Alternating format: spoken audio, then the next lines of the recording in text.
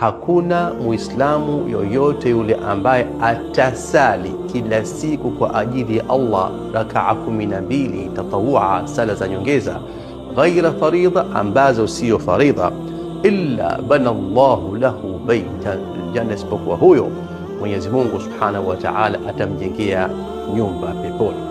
Sasa tujua hizo rak'a ni zipi. Kwanza kabisa, rak'atani qabla al-fajr, rak'a 2 qabliya ya al-fajr, wa 4 qabla adh-dhuhri, na rak'a 4 kabla ya dhuhuri, kabla faridha, wa rak'atani ba'dahu, lakini pia rak'a 2 baada ya sala dhuhuri, wa rak'atani ba'da al-maghribi, na rak'a 2 baada ya faridha ya maghribi, wa rak'atani ba'da al-isha, rak'a 2 baada ya sala ya isha.